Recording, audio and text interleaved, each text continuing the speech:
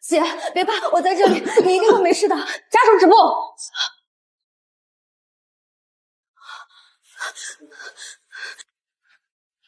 周金宇，借我30万，这个手术对我姐姐很重要，成功了她就能走路了。不是跟你说了很多次吗？急用钱就找宋秘书，他还会不给你吗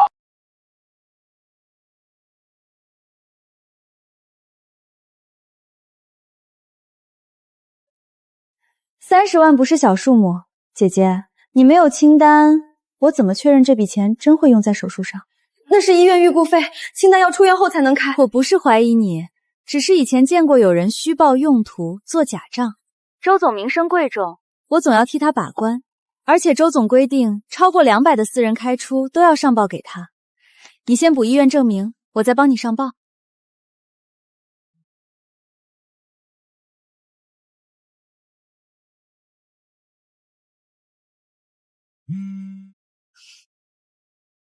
这是最后一次等到合适器官的机会。哎呀，姐姐，我太忙了，所以忘了，你不会怪我吧？因为钱没到账，姐姐唯一一次恢复健康的希望就这样没了。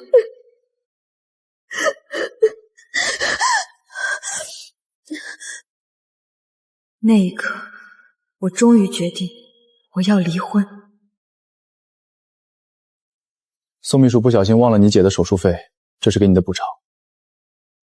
这次是你自己的问题，下次超过200块的消费，记得提前向宋秘书申请。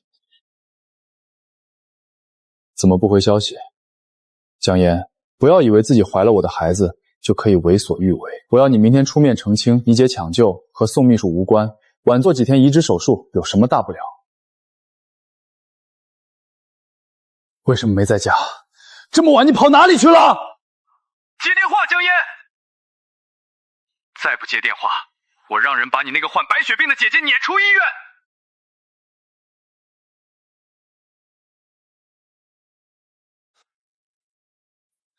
江嫣不会抛下她病重的姐姐，这床的病人呢？你不知道吗？知道什么？人到底去哪儿了？他已经……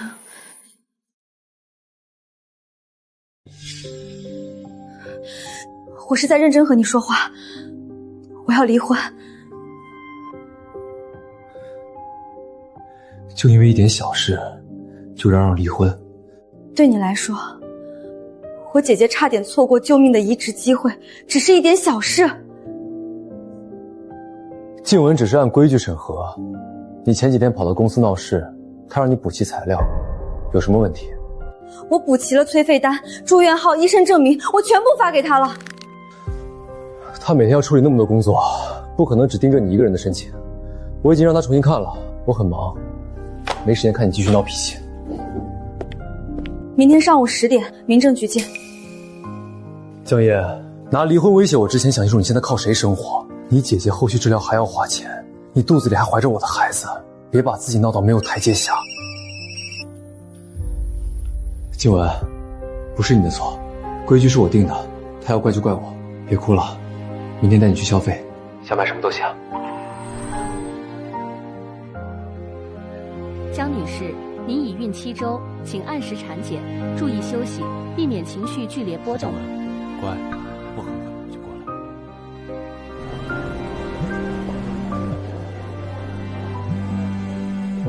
再陪静雯逛街，很忙，如果真要离，直接走诉讼。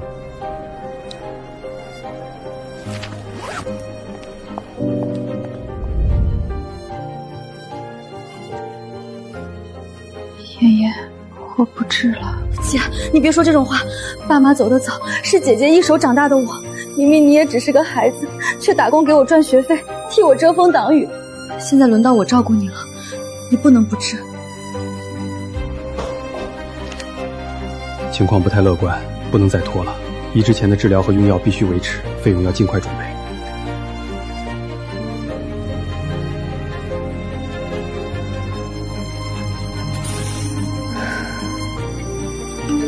周总说我就是他的面子，非要给我买这些。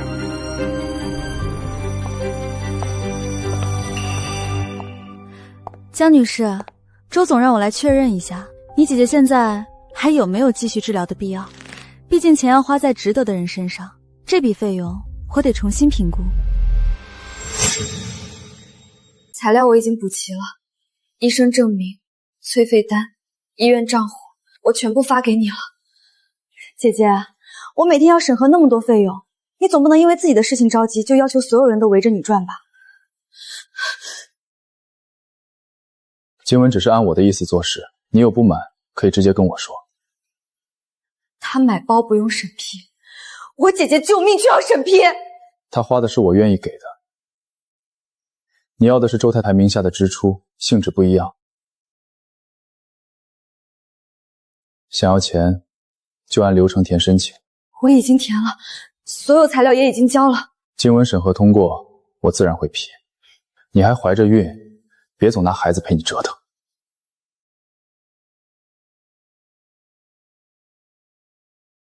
不好了，江女士，你姐姐病情恶化，出现严重感染，需要马上抢救。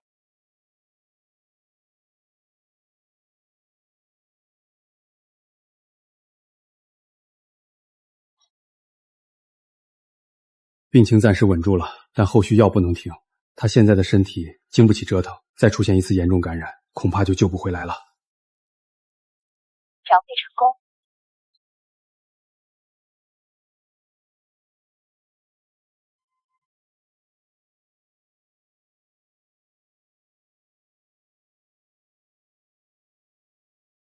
姐姐，你也在这里啊？周总说我最近整理项目资料辛苦，带我出来吃个便饭，都是工作需要，你千万别误会。原来花周总的钱，也不是每一笔都需要理由。江言，你别阴阳怪气。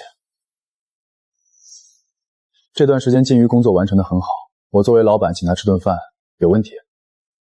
没问题，毕竟他替你把我卡得那么听话，是该奖励。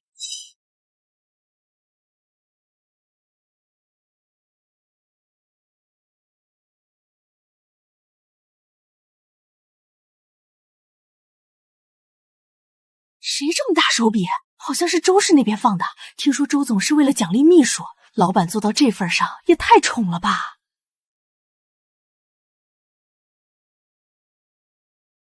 谢谢周总送的项链，今晚是只属于我的烟花。这是我曾经喜欢过的款式。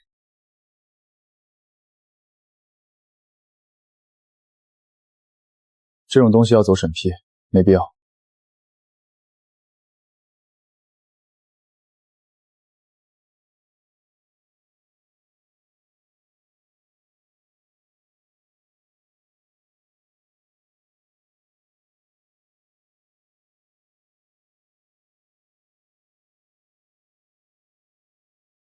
赞都点了，就别撤回，不然别人看待会误会静雯。你再给他留个言，夸一下他最近工作认真，算是我们夫妻一起给的鼓励。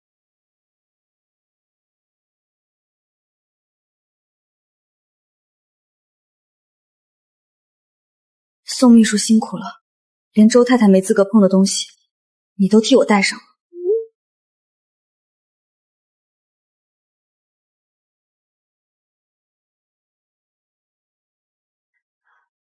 姐姐，我真的不知道那条项链你也喜欢，我只是觉得周总一番心意，不说不太好。你这样评论，大家以后会怎么看我？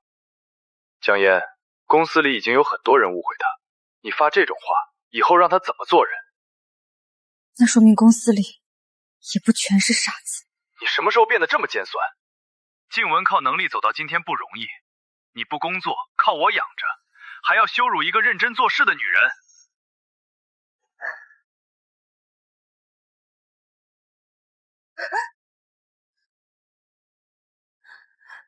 病人刚才突然呼吸衰竭，氧饱和下降的很快，正在抢救。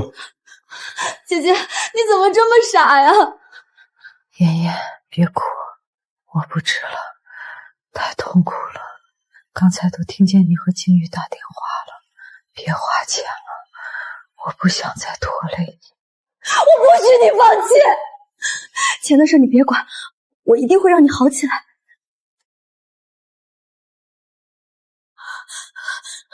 周金玉，姐姐又病危了，医生说治疗不能再停，我现在就要那笔钱。又要钱？江烟啊，刚才你在朋友圈羞辱我的时候，怎么没想过现在？你现在过来，跪下磕头道歉，我或许还能替你把申请重新往上报。我所有材料都已经交给你了，我姐姐现在正在抢救。江烟，先把评论删了，向静雯道歉。周金玉，那是我姐姐的命。流程没走完，就继续按流程走，别每次一有事情就你姐姐和孩子一低头。江女士，请节哀。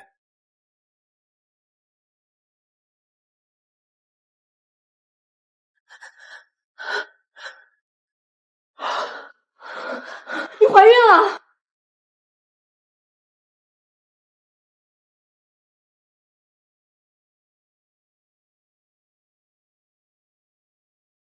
江女士，你腹中的胎儿已经没有心跳了，现在必须马上进行清宫手术，需要家属签字。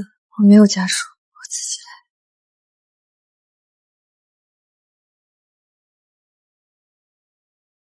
放松呼吸。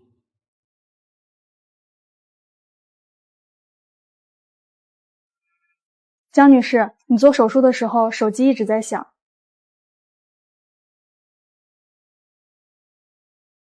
江烟，我已经等了你5个小时，你再不过来向静雯把事情说清楚，你姐姐的手术费申请就按流程驳回。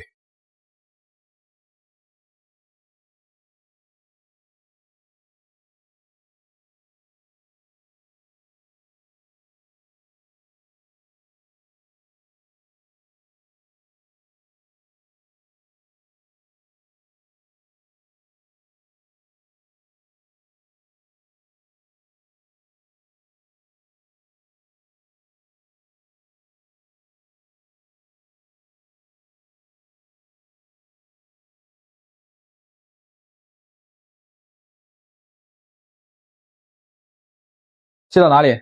周氏集团总裁办公室。风尘见，今天傍晚能送到。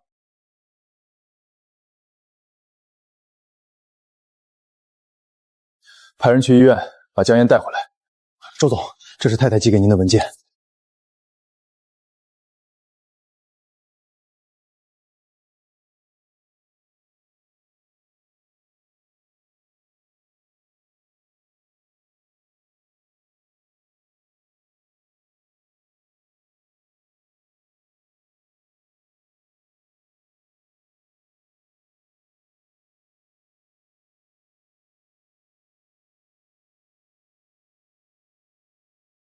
假的，他最在意这个孩子，他连产检短信都要反复看，怎么可能自己不要？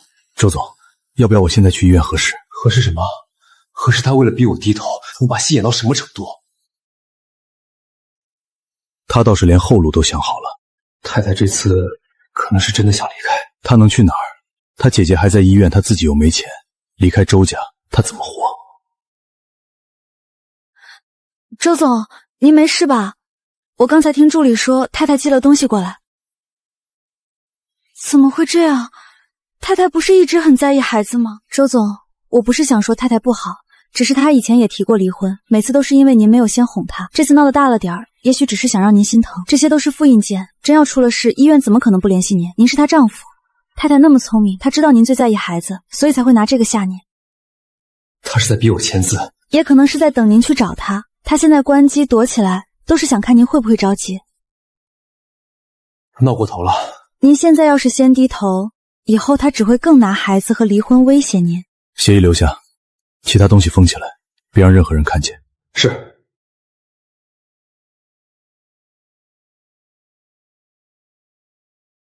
说，周家那边回了，太太这几天陆续收拾过东西，只带走了自己的旧衣服、证件，还有一些私人物品。什么时候开始的？医院频繁来电话之后。我要离婚。也许太太只是提前准备，想让您更紧张。她以前那么依赖您，不可能真的一个人走。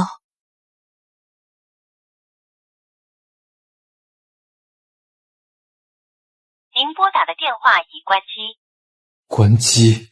还真是越来越会演了，我耐心有限。让助理进来。医院那边查的怎么样？江烟在不在？是不是故意躲起来了？说话！周总，医院那边有消息了，但不是太太在不在，是关于太太姐姐。说！医院确认，江烟姐姐抢救无效去世了。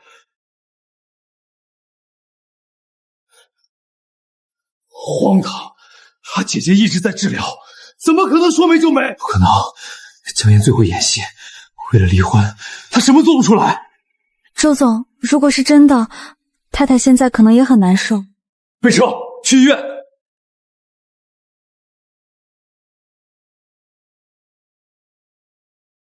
给医院打电话。先生，电话里不方便透露病人信息。如果您是相关家属，请到病区护士站核实。他是不是出事了？请您到院后按流程确认。不会的，江烟那么依赖他姐姐，一定是哪里弄错了。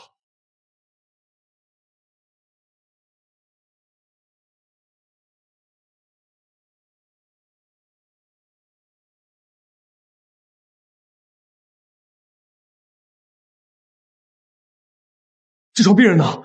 是不是转院了？你是江女士的什么人？我是她丈夫。我问你，病人去哪儿了？病人已经不在了，抢救无效，去世了。不可能，江烟呢？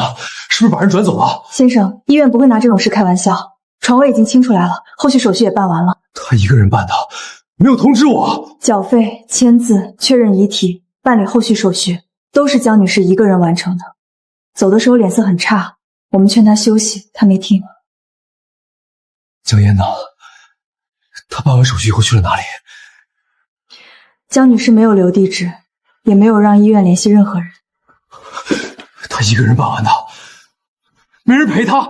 是，我们建议她联系家属。她怎么说？她说不用，周家的人不会来。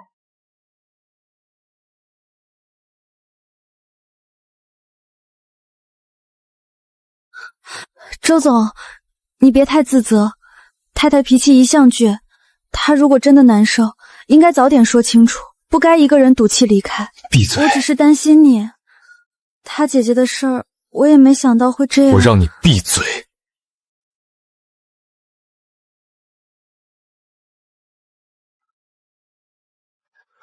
我是江烟的丈夫，他姐姐到底怎么死的？江烟离开医院前发生过什么？我要看记录。周先生，死亡事实和后续手续我们可以按规定说明，但完整病历涉及患者隐私，不能随意提供。我是她丈夫。江女士是完全民事行为能力人，她本人没有授权医院向你披露她的个人诊疗信息。她怀着我的孩子，如果涉及江女士本人的诊疗记录，同样需要她本人授权，或者通过司法程序调取。那你能告诉我什么？江女士姐姐抢救无效去世，后续手续由江女士本人办理。江女士离院时没有登记新住址，也明确表示不用通知周家。这床病人的费用还差多少？我现在补。后续欠费已经结清。谁结的？系统登记的经办家属是江女士。如果您要调取明细，请提供经卫人授权或者依法调取手续。周总，也许太太只是把能办的手续先办了，她一向要强，不一定是故意不告诉你。她求我补钱的时候，你怎么不说她要强？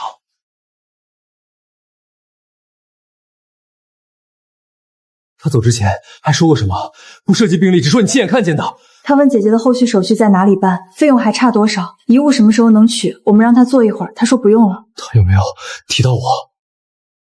没有，但他签字的时候笔掉了2次。周总，太太可能是故意不提你，她知道这样最能让你内疚。江女士那天没有闹，也没有哭着让谁内疚，她从头到尾都很安静，安静的让人害怕。他不是在等我低头。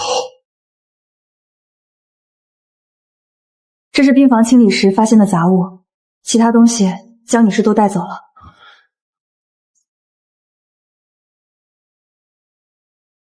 查这个回执，网点揽收时间，他有没有留下别的话？周总，快递那边最多只能核实这单是否寄出，监控和客户信息未必能提供。那就去问。这单是谁寄的？他当时什么情况？有没有说去哪儿？先生，寄件人信息不能随便透露，这个先号只能确认已经揽收发出。寄件人是周总太太，我们只是想确认她是否安全。如果涉及人身安全，可以报警或者走正式调取流程，我们不能私下给监控。他寄的是什么？备注是文件，密封文件袋，收件地址是周氏集团，其他没有。他当时有没有哭？他脸色很差，扶着柜台写完地址，问多久能送到。对了，他问这里到机场打车要多久。你好，麻烦查一下这位旅客今天有没有航班记录。抱歉，旅客出行信息属于个人隐私，机场不能向无关人员透露。我是江嫣的丈夫。如果需要查询，请提供本人授权，或者由治安机关、法院依法调取。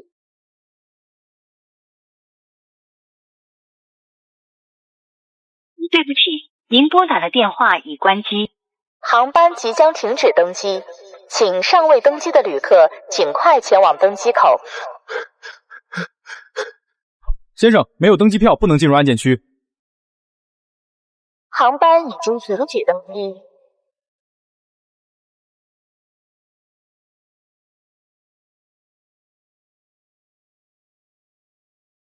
卖东西。证书呢？可以当场结清，不过折价很厉害，尤其是婚戒，二手不好出。没关系，卖。这不是戒痕，是一场累了几年的梦。办理什么业务？停机。注销。这个号码用了很久吧？确定不要了吗？停机以后，银行卡、医院挂号、各类账户绑定都会受影响。确定。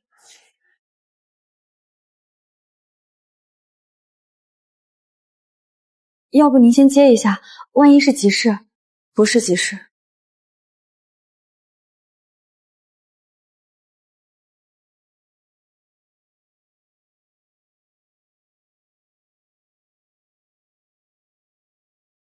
江女士，现在确认停机吗？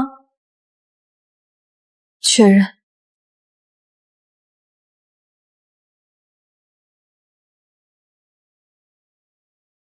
对不起，您拨叫的号码已停机。周总，太太可能已经换了号码。回周家。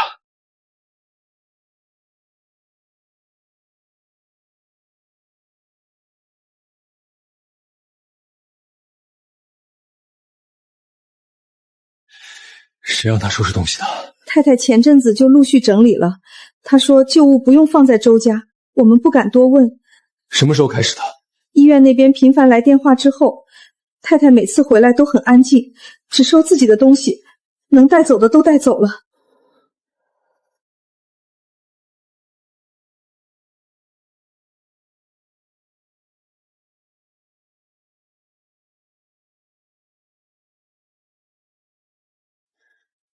通过律师和法院允许的渠道联系他，马上。是。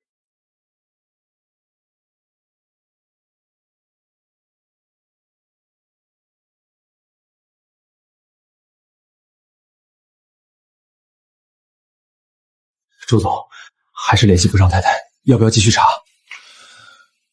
别找了，周总，查江嫣姐姐那笔30万手术费。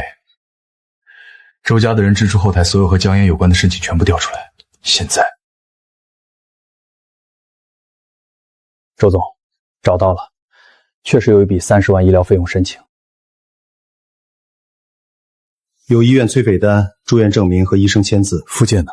备注加急，病情恶化，需要尽快安排医治窗口。提交时间在病情恶化之前，按理说早就提交了。姐姐等不了了。想要钱，就按流程填申请。静文审核通过，我自然会批。为什么我没收到？超过200的私人支出，要先经宋秘书复核，只有宋秘书点通过，申请才会进入您的审批栏。继续查，完整操作日记，谁登录，谁查看，谁退回，谁搁置，每一个时间点都导出来。另外，任何人都不准通知宋静文。是。江女士上午10点07分提交申请，11点32分，宋秘书第一次打开，她查看了住院信息和医院账户。下午2点06分，宋秘书第二次打开，随后将申请状态改成了资料待补。补件通知呢？没有向江女士发送补件通知，也没有退回申请。那他补什么？他看过，是材料齐全，他看过，却没有上报。医院什么时候发的？第一次是在江女士提交申请当天，第二次是4日上午，第三次催费后，医院注明，如果费用不能及时到位，移植名额将顺余给其他患者。给医院打电话。哪位？我是江嫣的丈夫，她姐姐当时的移植为什么没有做？周先生，病历内容不方便向无授权人员披露。我只问一件事儿，如果费用当时到账，手术能不能做？当时配型已经确认，移植准备也基本完成，医院多次催缴预缴费用，但迟迟没有收到确认。后来病人出现严重感染，甚至缺。如果早一点呢？医学上没有绝对，但那是他当时最好也是最后一次合适的治疗创。周金玉借我30万，这个手术对我姐姐很重要，姐姐等不了了。周金玉，那是我姐姐的病。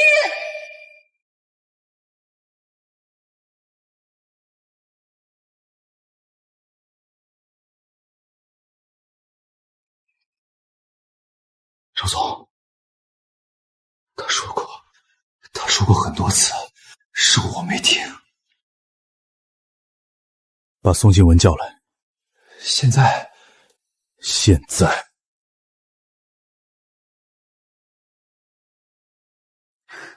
周总，您找我。江嫣姐姐的30万医疗申请为什么没有上报？那笔申请，太太当时提交的材料不完整，我怕周家的账户被人钻空子，所以先让她补材料。什么材料不完整？具体的我记不清了，也许是病历页，也许是医院清单。那段时间事情太多，我每天要处理很多申请。住院号、科室、医院对公账户、医生签字、催费单全在里面。我不是故意拖延，周家的账户不能随便动。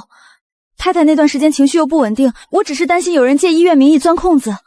钻空子？我跟了您这么多年，什么时候害过公司？如果早知道姐姐会出事，我宁愿自己先垫钱。我只是秘书，我也怕越权。医院第一次催费时间，第二次催费时间，江嫣提交申请时间，还有你修改状态的时间。这可能是系统延迟，后台有时候会卡，或者我那天太忙忘了点上报。刚才你说是材料不群才暂时压着。我每天处理那么多事，记混了也有可能。周总，您不能因为太太出事就把所有错都算到我头上，您信我一次好不好？助理，周总，当着宋静文的面，把他每一次修改申请状态的后台日记全部调出来。申请提交后，宋秘书一共打开7次，下载过医生证明和催费单2次。第一次将状态改为资料待补，没有发送补件通知，也没有退回。我真的不记得了，系统有时候会跳错分类，我只是按流程调整，我没有想害谁啊。系统自动跳错，需要你手动撤回提醒。和谁电话沟通？医院？江嫣？我每天电话太多，真的记不清，也可能是江女士那边。我只是想先安抚她，怕她情绪太激动。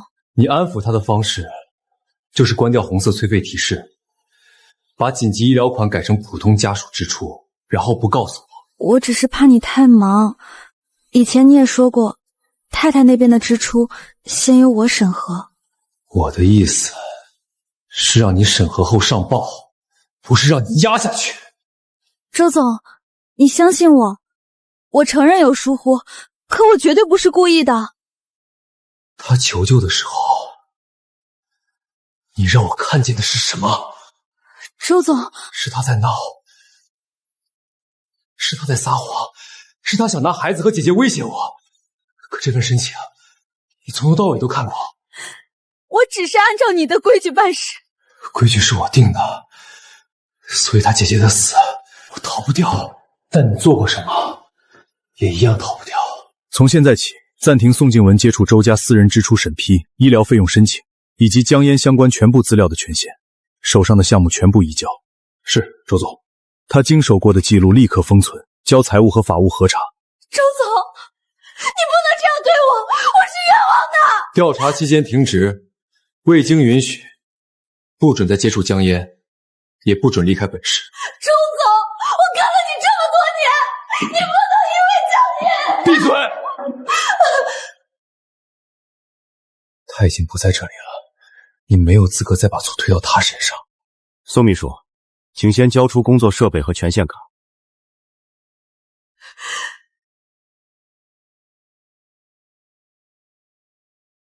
继续往下查。是，周总。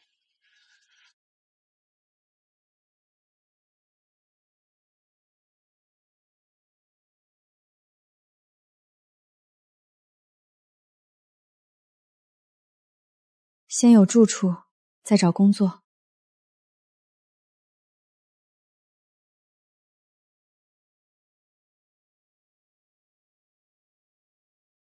你一个人住？一个人。便宜是便宜，东西旧，押一付一，水电自己交。小姑娘，合同都一样，不用看这么细。我要看清楚。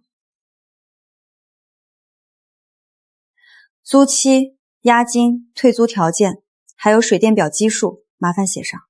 你还挺仔细，写清楚，对大家都好。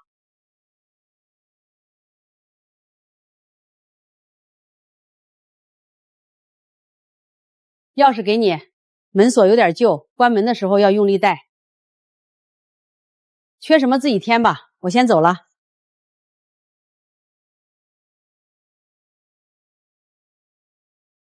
从今天起，我不用再向任何人申请一处容身之地。周总，太太的旧号已经停机，原住所也退了，通过合法渠道暂时查不到她新的联系方式，继续找。周总，太太是成年人，主动离开，也没有报警记录，再查下去，很多个人信息都不能碰。如果之后进入离婚诉讼，只能通过法院或者律师联系。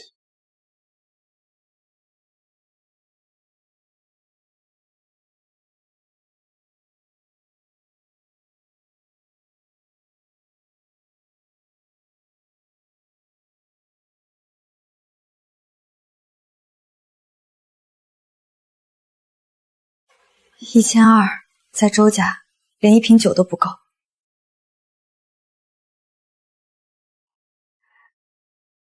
太太，周总说最近你的私人开销有点多，这笔我不好直接批。这一次，没人问我为什么买床单。预存多少？最低50也可以。水电各100。麻烦也好过把生活交到别人手里。大米38，青菜4块5。能不能少一点？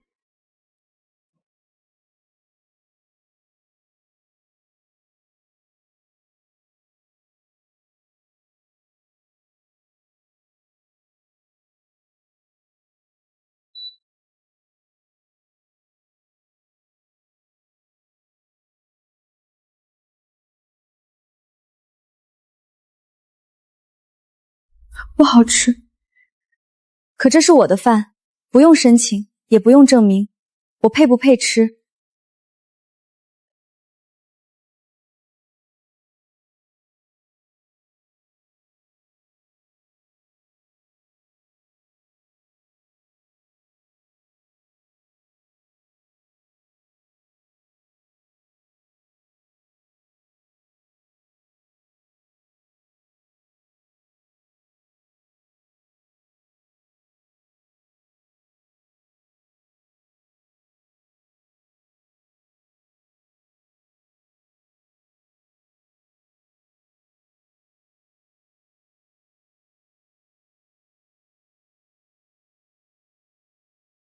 能走就走。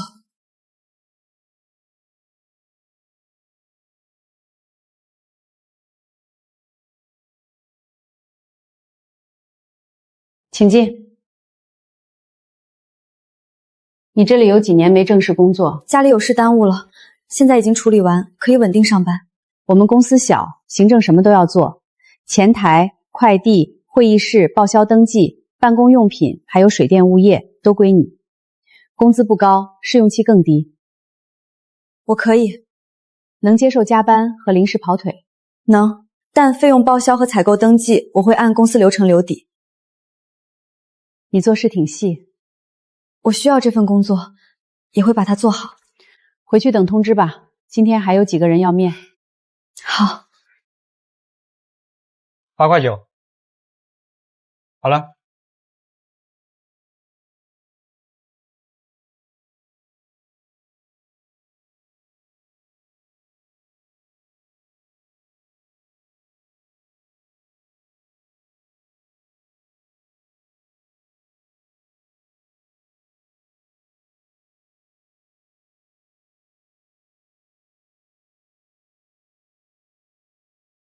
你好，江嫣吗？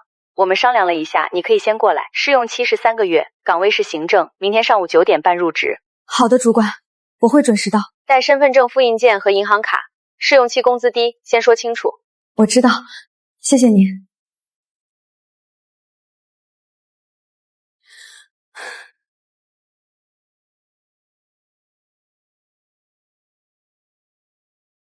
我找到工作了。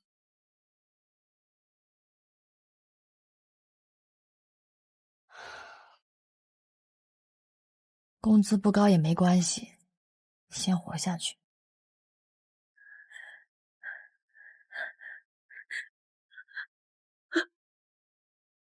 明天要报到，我连一双能进公司的鞋都没有。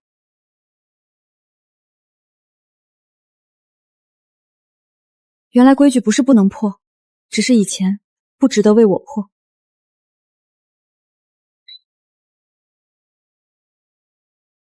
这个多少钱？12。不新，不贵，也狼狈。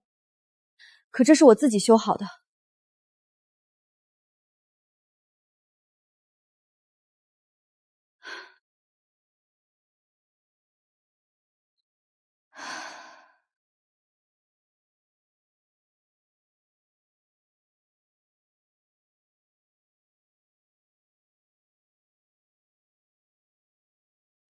共同财产线索，对方名下的房产、公司股权、银行账户，知道多少写多少。我知道的不多。没关系，起诉后可以申请调查。感情破裂证据尽量详细，比如长期冷暴力、经济控制，对方可能提出较高的财产补偿。你愿意优先私下协商吗？我不把补偿当重点，我要的是离婚，是把这段关系从法律上结束。江女士，现有材料可以启动起诉，如果对方不同意，法院会组织调解。你的意愿是？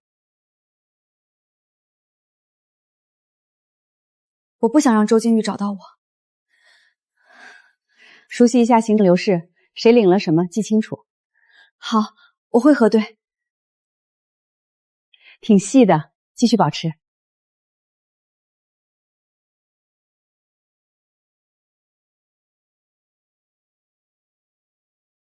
周总，江女士已经正式委托律师，准备起诉离婚。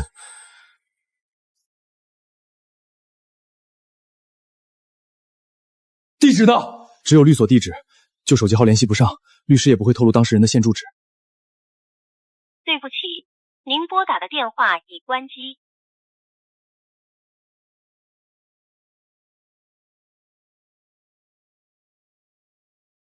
不是周太太，也不是谁的附属。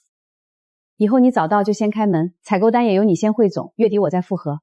好，这一次我记录的是公司的流程，不是谁对我生活的审批。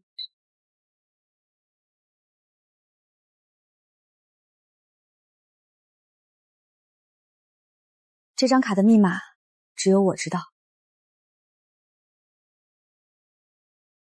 一切按程序走，不接受私下调解。我已经很久没有等谁批准我该怎么花钱，也不用再低声下气解释用途。比周家那些晚餐踏实。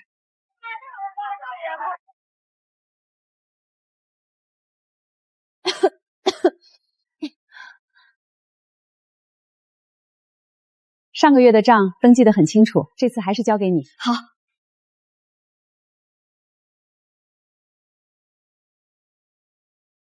收到，一切按程序走。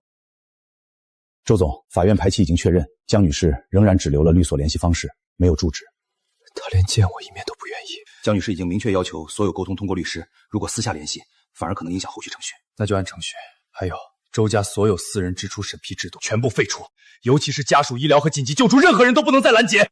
删掉！周总，这条是您当年亲自定的，所以现在删掉。调查期间，宋静文停职，该走程序就走程序，继续查。制度已经消失了，但被他毁掉的人再也不会回来。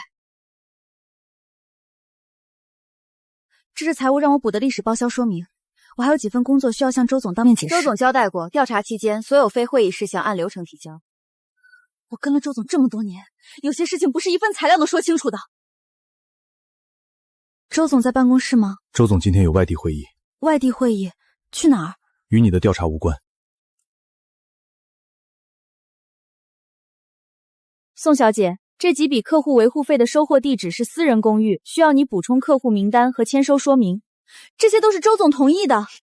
周总同意赠送和能不能计入公司报销是两回事，明天下夜前提交。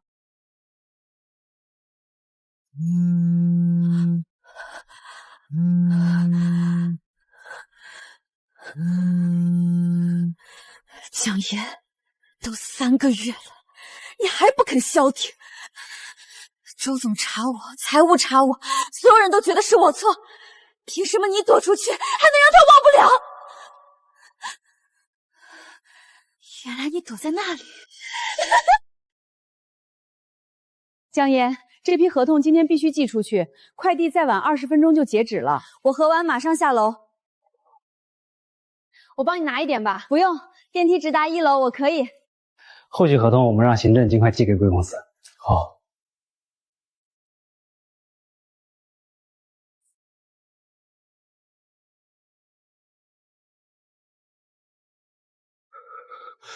江岩，要上楼吗？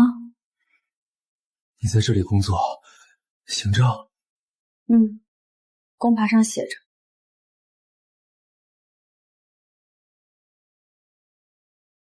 过得好吗？电梯到了。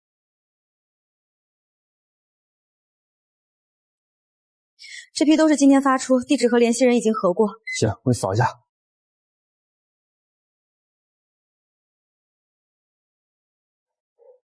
江岩，周总，还有事吗？我找了你很久。我的律师已经告诉过你，离婚的事情通过律所联系。我不是来谈诉讼。那我们更没有需要谈的事。你住在租的房子里，周金玉，不要。我看见你的工牌了，行政工作很辛苦，你不用一个人撑成这样。辛苦也和你无关，别再把关心变成越界。三元，还不走啊？马上。如果你继续靠近，我会请前台联系保安。你现在防我到这个地步？不是防，是边界。江岩，我一直想当面跟你说一句对不起。我听见了，但我不接受，也不需要回应。你连一个解释的机会都不愿意给我。上班时间还没有结束，我要回去交快递底单。如果有材料，请通过律所转交。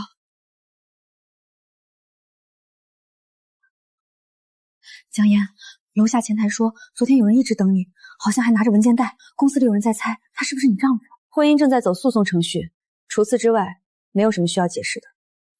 江岩，楼下那位周先生又来了，前台不让他上来，但他一直等着，也会影响公司来往。我下去处理，先不用叫保安，我会在公共区域谈。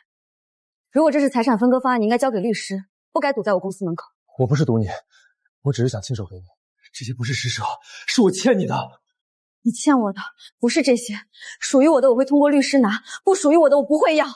你不能再像当初拿申请表一样，替我决定什么才算足够。那30万不是你无理取闹，也不是争风出诉，是我不信你，把你的求救当成不懂事，把责任交给了宋静文。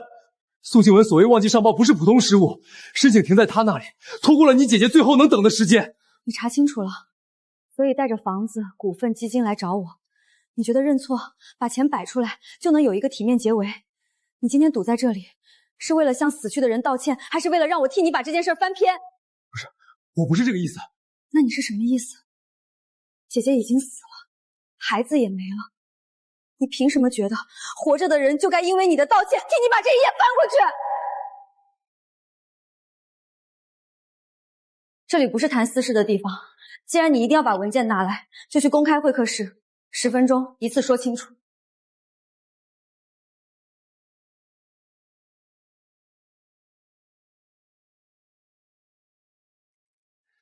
这是婚房的过户文件，只要你签字，我今天就让律师去办。还有这几处房产，市中心的、临江的，还有你以前说过采光好的那套。周氏的股份，我已经让法务准备转让方案，基金和存款也会放到你名下，以后所有账户都由你自己管理，你想怎么花都可以，只要你愿意。周静玉，你还是没明白。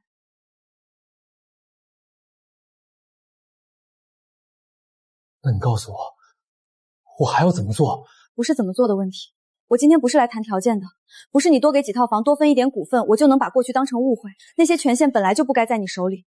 成年人给姐姐交救命钱，给自己买饭，给自己留退路，不该经过丈夫的秘书批准。我知道了，我只是想补偿你。补偿不是复合的押金，我该拿的不会不要，不属于我的也不会多要。你以前明明很怕没钱，你怕你姐姐停药，怕医院催费，怕孩子没有安稳的家，那时候你连几百块都要犹豫很久。是我怕过，正因为怕过，我才知道把活路攥在别人手里有多可怕。我更怕我明明是你的妻子，却要站在宋静文面前解释我为什么要用钱，解释我姐姐的命为什么值得被审批。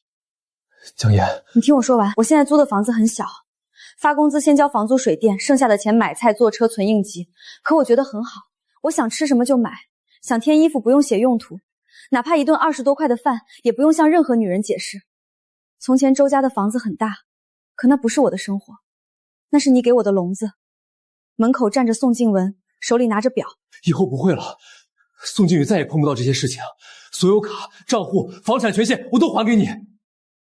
不是还给我，那些本来就不该被你收走。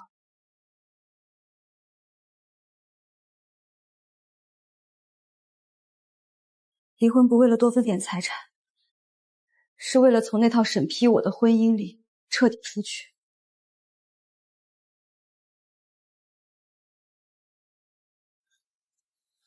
江岩，那些规矩我已经全部撤了，以后不会再有了。以后，周静玉，你到现在还觉得那只是一个规矩？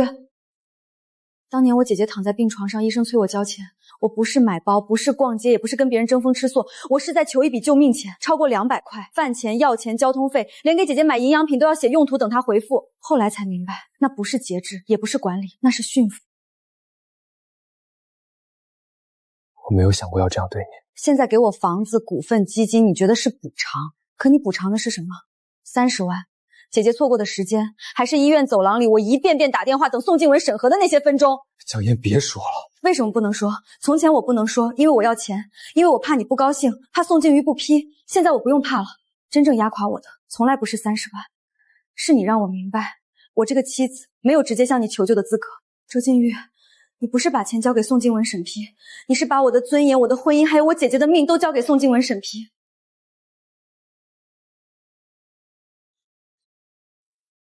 拿回去。江岩，我知道钱买不回你姐姐，也买不回我们的孩子。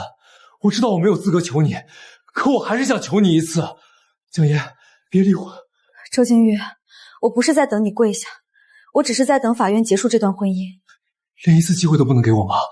姐姐和孩子也都只有一次机会，你已经亲手用掉了。离婚和财产分割都交给律师，下一次见面，如果不是律师通知或者法院通知，就不要再来打扰我的工作。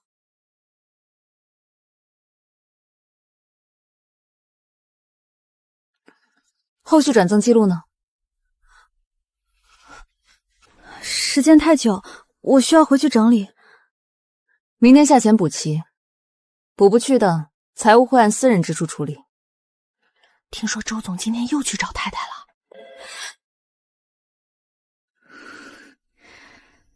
你都已经走了，为什么还要回来抢？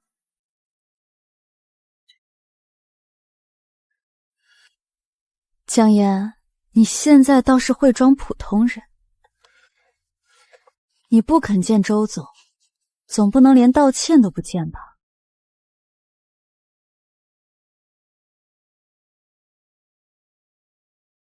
这次合得很细，辛苦了。应该的。周京玉一方再次询问是否接受私下沟通。江烟，楼下有位宋静文小姐找你，她说是来道歉的，还带了礼物。宋小姐，我们有空会议室，可以请您到里面等。不用了，我就在这里等吧。我只是向江天道个歉，不想让他觉得我又在摆架子。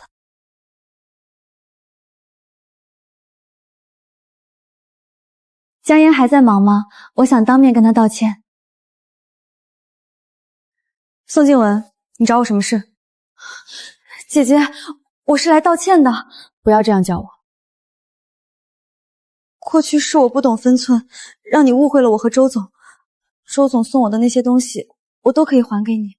我不接受，我真的没有别的意思。周总这段时间吃不好睡不好，整个人都瘦了一圈。你们毕竟还没有正式离婚，他心里还是有你的。我知道你不喜欢我，可感情的事情不能勉强。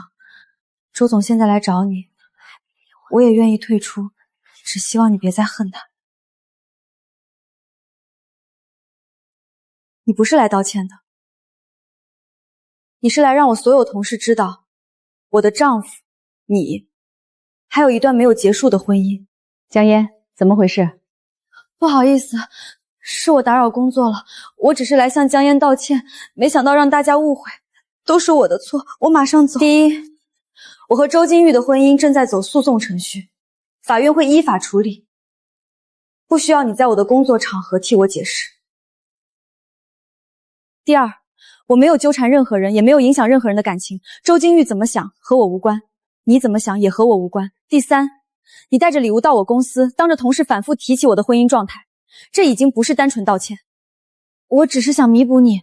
主管，这位宋静文是我正在诉讼离婚的丈夫公司的前秘书，现场有来访登记、见证和监控，如果他继续纠缠，我会认为他在故意影响我的工作。江烟，你怎么能这么说我？我只是好心，你们毕竟还没离婚，我以为……你看，他还在继续。我再说最后一次，我不接受你的礼物，也不接受你借道歉之名在我的工作场合制造舆论。再继续，我会要求公司保留现场记录，必要时交给律师。前台，麻烦把今天会客区的监控和来访登记先部分一份。按江烟说的做，联系行政把今天会客区监控保存，其他人先回工位，工作时间看热闹不合适。江烟，你一定要这样吗？我今天真的只是来道歉的。如果有正式文件，交给前台登记；如果是私事，请离开。你还是这么恨我？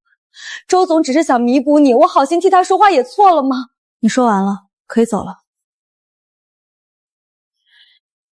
江烟，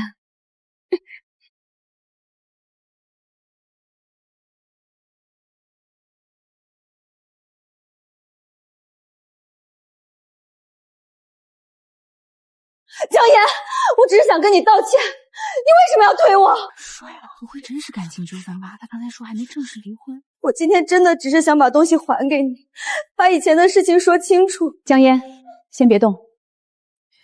我没有碰他。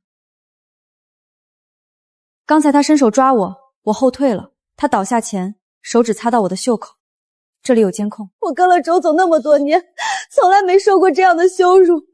以前你不喜欢我，我忍了；你误会我，我也忍了。可你现在为什么还要这样？都别拍了，先回去工作。请你立刻叫保安，同时调会客区监控。他从进门到摔倒，监控都会拍到。江烟，你一定要把事情闹得这么难看吗？你叫保安是想把我赶出去吗？不是我要闹难看，是你已经坐在我公司的地上，指控我推你。如果有人拍了，请不要上传网络，只完整保存原始视频，必要时交给公司或者警方。你为什么总要把别人想得这么坏？因为我吃过亏。监控已经调出来了，宋小姐进门以后一直在主动靠近江烟。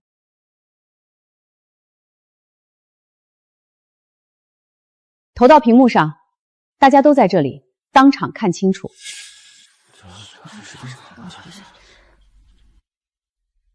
江烟还在忙吗？我想当面跟他道歉。我只是说实话。继续放。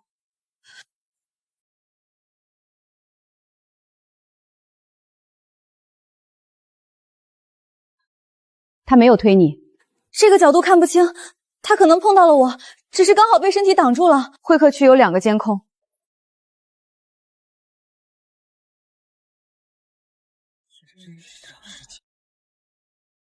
我只是没有站稳，江烟一直刺激我，我当时情绪太激动。刚才你说是我推了你，现在监控证明我没有碰你，你又说自己没站稳。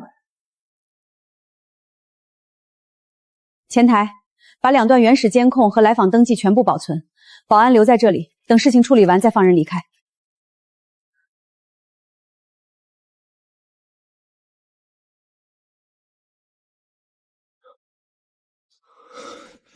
宋静文，我只是替过去道歉。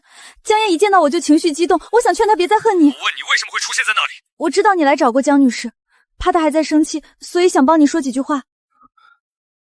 周总，财务刚核出几笔奢侈品异常报销，宋静文今天带来的首饰也在带核团名单里。你胡说，那些都是周总送给我的，和公司报销没有关系。既然是我送你的，为什么要写成客户维护费用？景宇，我跟了你那么多年，你不能因为江烟几句话就怀疑我。今天也是他刺激我，我才会站不稳。够了。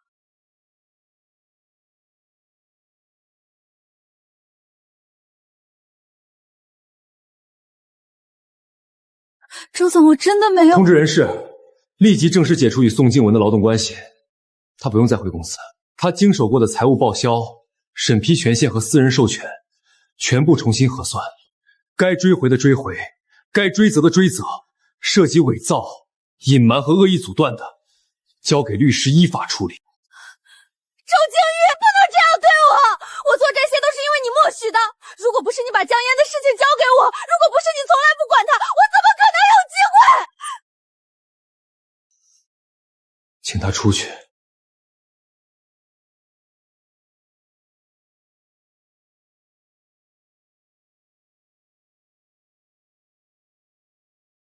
江烟，我会处理宋静文，财务收回不该报的账，法务追责，他该承担的，我会给你一个交代。然后呢？宋静文被开除、被追责、被清算，这些就是你要给我的交代。这是他欠你的。他欠我的是他和公司和法律之间的事，不是我这段婚姻里该领的补偿。不要再把清算宋静文当成挽回我的理由。离婚案继续走，该他承担的让他承担，该你承担的也别再让别人替你挡。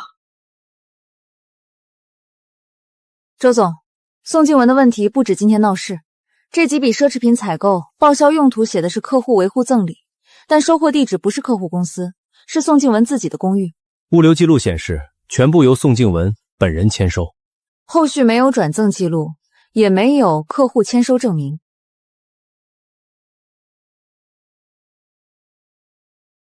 这里是差旅和酒店费用，报销备注写着陪同客户出差，但当天并没有对应的商务行程。部分单据金额拆分在审批限额以下，连续多笔提交。继续。另外，他曾经用您的私人授权购买首饰和礼品，其中一部分作为私人赠送没有问题，但他又以客户维护名义向公司反复报销。这个首饰盒的编号也在异常报销清单里。他拿公司报销的首饰去江烟公司道歉。从现有记录看，是。目前可以先追缴不当报销，涉嫌虚假报销侵占公司财产的部分还需要继续核实。全部留档，该追回的追回，该报案的报案。他经手过的所有财务事项一笔都不要漏。是。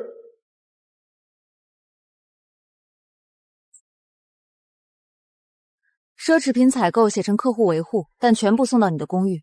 酒店、差旅没有对应商务行程，部分费用拆分报销，同一天连续提交。那些都是周总允许的，我跟在周总身边，维护客户和公司形象，本来就需要这些东西。我允许你收礼物，谁允许你把私人礼物再写成公司费用报销？周总，我今天带去江烟公司的首饰也是公司报销的，你口中的道歉，就是拿一件不属于你的东西，再去毁掉他的工作和名声。都是因为他，如果他肯安分留在周家，如果他不闹离婚，你怎么会突然查我？查的是你做过的事。周景宇，你不能这样对我，我跟了你这么多年，没有功劳也有苦劳。把江岩所有事情交给我，是你告诉我，只要按规矩管住他，他就不会再乱花钱、乱闹脾气。你从来不管他，只要我处理。现在出了事，你把我一个人推出去。是，规矩是我定的，所以该查的继续查，该退的退，该承担的承担。公司损失追缴，你恶意阻断医疗申请造成的后果，交给律师依法处理。谁都别想用旧情把责任抹掉，包括你，也包括我。你以前明明站在我这边。我以前已经给过你太多不该给的东西，按程序处理。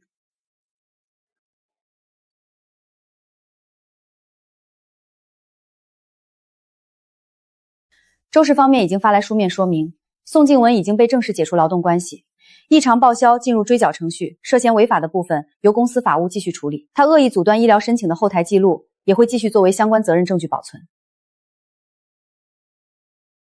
周金玉另外提交了一份书面承诺，他还写明不再私下联系你。这本来就是他该做的。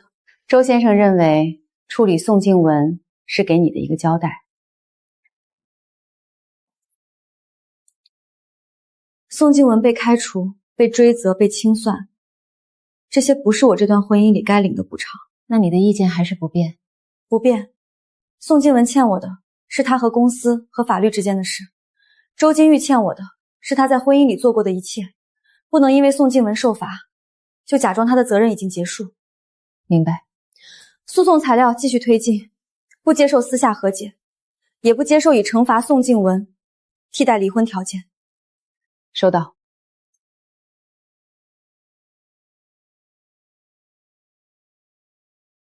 事情都处理完了吗？公司的部分处理完了。需要休息，可以请假。不用，我可以工作。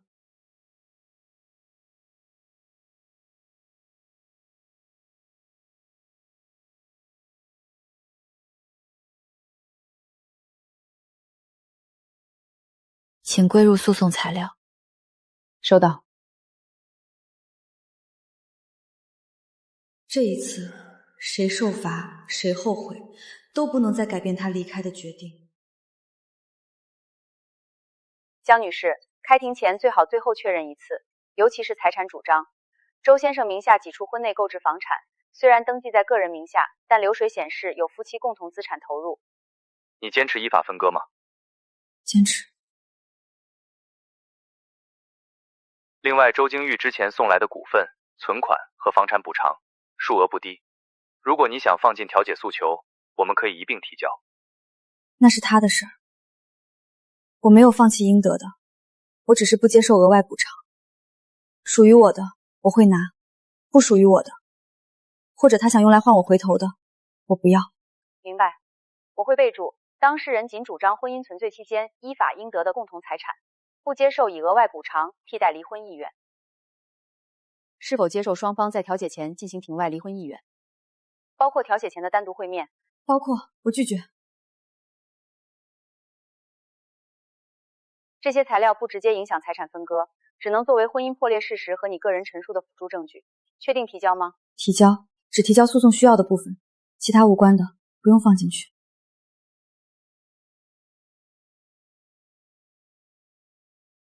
这一次不用哭，不用求，也不用再解释。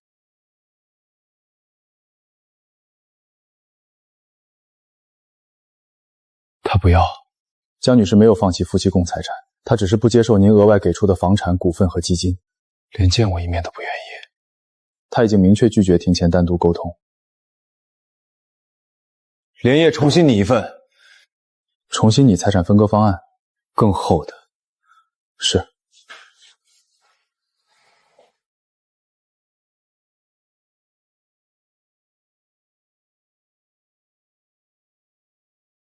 周总，这套房产在您婚前名下，按规定不属于夫妻共同财产。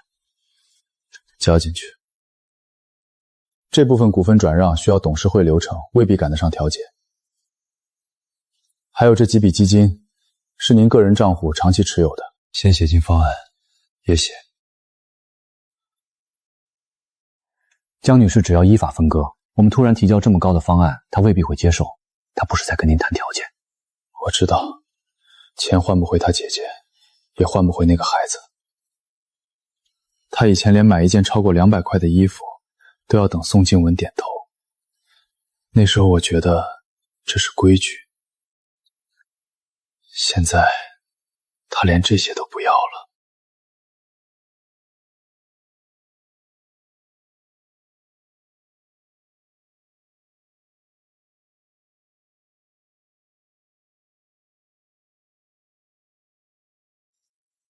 周总，这些内容一旦写进去，就不能再以江女士是否复合为条件撤回，本来就不该有条件。那明天由律师正式提交。我自己给他。江女士可能不会收。那我就站在他面前说，哪怕他只听一句。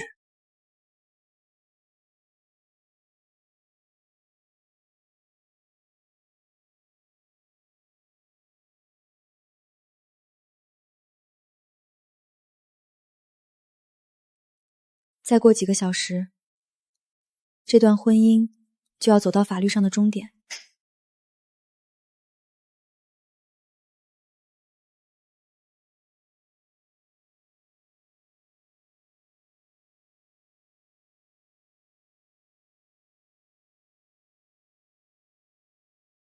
江女士，今天只按我们确认过的诉求走，不要私下签任何材料。我知道。江烟，如果是案件相关材料，交给律师。这是新的财产方案，里面写清楚了，不附带任何的条件，也不要求他回头。其中很多内容并不属于夫妻共同财产。我知道。是否接受，由江烟本人决定。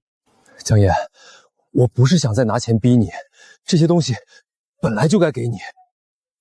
是否属于我由法律判断，不是由你现在的愧疚决定。我只是想承担。你真正应该承担的不是准备一份更厚的方案，是不拖延离婚，不是再用财产制造一次私下见面的机会。我不会拖了。那就进去。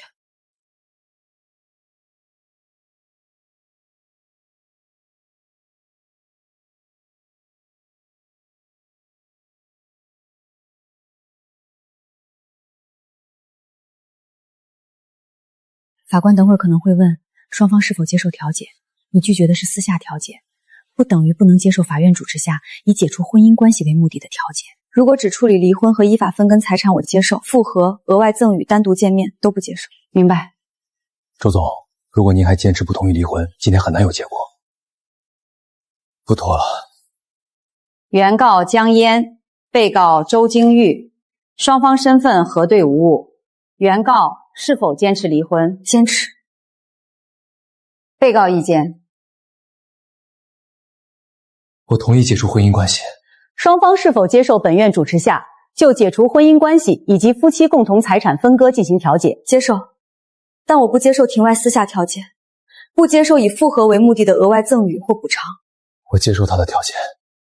被告方另提交了一份财产安排方案，其中部分超出夫妻共同财产范围。原告方意见明确，依法应分的共同财产，江烟主张超出范围可能形成后续牵扯的赠与性安排，不纳入本案调解。江烟，你确认？确认。属于我的我要，不属于夫妻共同财产，也不是依法应由我取得的，我不要。那我们逐项核对共同财产范围。原告主张的财产范围以婚姻存续期间依法应分的夫妻共同财产为限，相关流水和资产清单已经提交。被告是否认可？认可。关于被告方额外提出的不动产、股份和基金等赠与性安排，原告方不接受，本案不做处理。被告是否坚持？不坚持，按他的意思办。双方确认婚姻关系解除，夫妻共同财产按调解协议所列范围分割，双方无其他需要在本案中处理的争议，是否确认？确认。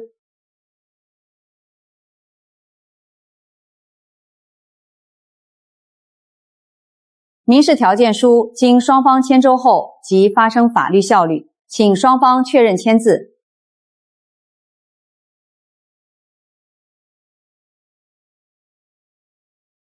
调解书已经生效，请双方按约定履行财产分割义务。互不干扰对方正常生活。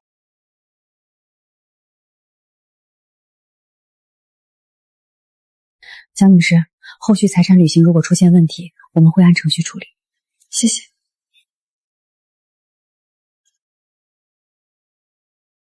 江岩，能不能再和我说最后一句话？就在这里说。我知道，现在说什么都晚了。那就别说让事情回到从前的话。我不会再说了。宋静文那边我会继续追责，公司财务和审批记录该交出去的我都会交。你姐姐那笔钱，我也会让律师继续核算责任。那是你该做的，不是给我的恩情。我知道，以后不会再有人审批你的生活，不会再有人卡你的申请，也不会再有人拿钱逼你低头。周金玉，问题从来不是以后，是我最需要你的时候，你把我推给了宋静文；是我姐姐等救命钱的时候，你让我按流程；是我怀着孩子站在医院走廊里一遍遍打电话的时候，你觉得我在闹。你现在知道错了，也愿意承担了，可我已经没有姐姐了，孩子也没有了。江岩，我不会再把自己交给一个曾经那样对我的人。那我以后还能为你做什么？按文书履行，不要打扰我的生活。好。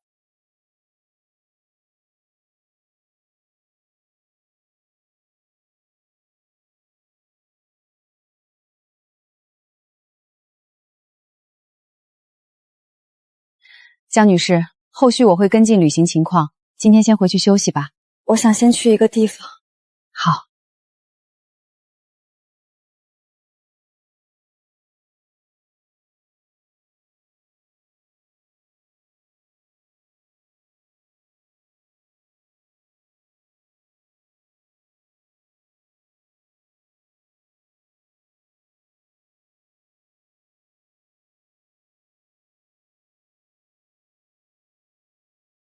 要送人吗？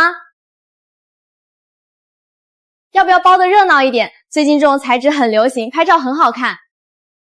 不要太热闹，就这些，简单一点。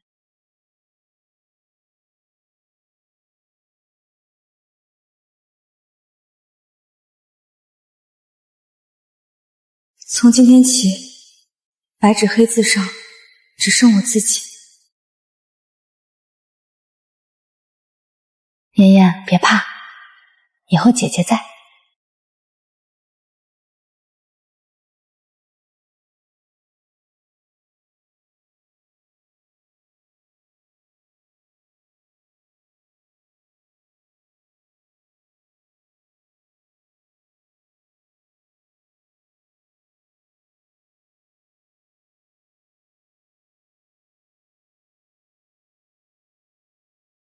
姐，我来看你了。姐，我离婚了，法院调解书已经生效，我和周金玉没有关系了。你看，上面写的清清楚楚，以后不会再有人拿你的命，拿我的软肋逼我低头。对不起，姐，我来晚了很多事儿，可我现在出来了，我有工作了，也有住的地方，工资不多，可每一分钱都由我自己安排。你以前希望我好好过日子，我会的，姐，我会好好过。